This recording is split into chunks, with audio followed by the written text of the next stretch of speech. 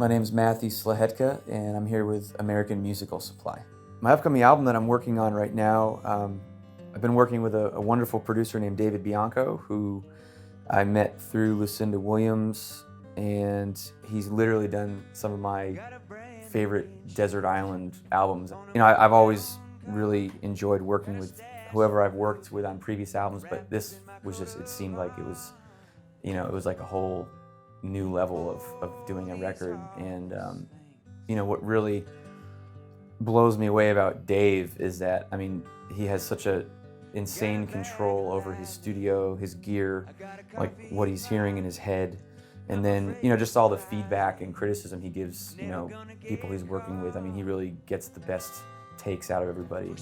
So yeah, the studio we've been recording in is actually Dave's studio. It's just called Dave's Room. It's in North Hollywood, and originally, I think between like the 70s through the early 90s, it was a studio called Mama Joe's, and they've done tons of records there. And you walk into it, and it's like a time warp. Like, you immediately feel like you're back in the 70s. It's got a great big live room with a lot of separation for other rooms, and we did all the basic tracking live. It immediately has just a wonderful, comfortable vibe to it, and you can really just get into the song and just play, which is great. Going into this album with Dave, the one thing that we really, put our foot down about was like it needed to be even more defining. Like listening to this album, the goal that we set out to do was like you didn't want to have any questions of like, oh, this artist is sort of like this, but then he does this, and it's definitely more guitar driven this time around. I think it has a good representation of like a lot of the finger picky stuff that I do, along with like electric playing and solos and everything else. The tones on it are great. The arrangements are great. The players have been amazing, and I'm really lucky to work with the people I did in this record. So the release date for the album, we're thinking earliest would be like in the fall, but I'm thinking almost now early next year. And I do know that this is an album that I need to release differently than I've done in the past, and whether we might put a single out first or possibly 2 singles out before the full release comes out. But we're just trying to figure out what the best option is right now. I think one of the main differences between this album and my previous album, Waits for a Storm to Find, I think we really were diligent about keeping the overdubs in check and everything, and just the right amount, not overdoing it, so that way it represented a different aspect of somebody who I'm not. I love production and stuff, but we both felt like this album needed to be like even more stripped down, just to fully define who I am as an artist. I think if I had to pick one sort of live scenario this summer that I'm really looking forward to, it's the Mile Music Festival in Appleton, Wisconsin. I played that festival for the first time last August, and I was just absolutely blown away. It's a beautiful little town, like about 40 minutes south of Green Bay at most, right on the Fox River, and you have just a complete synergy of a town that's all they want to do is discover new talent.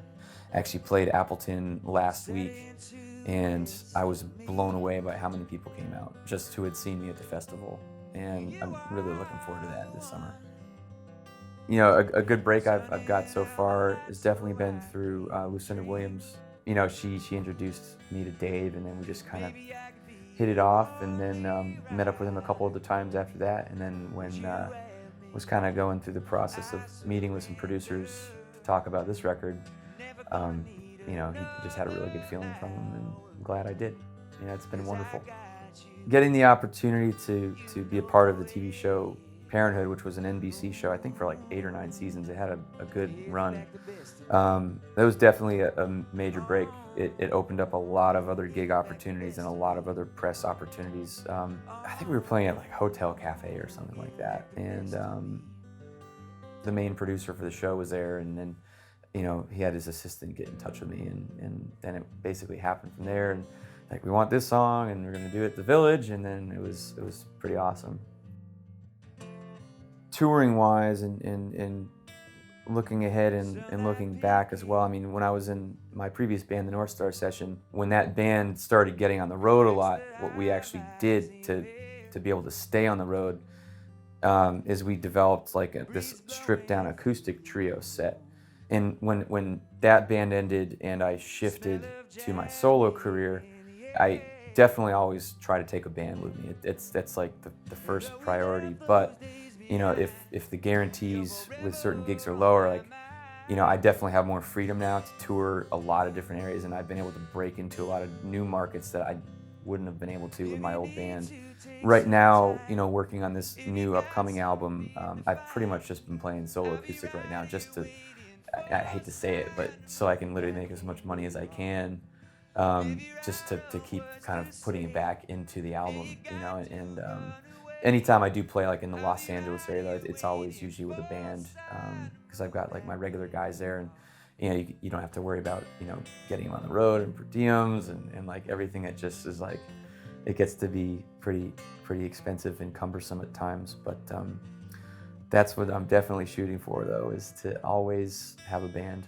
I like to do a show where you kind of start and end with the full band, and you do like some sort of little stripped down, more intimate acoustic part of the show, because I really do love playing acoustic, and I like a lot of finger picking and stuff, but to be able to have both is what I'm constantly shooting for.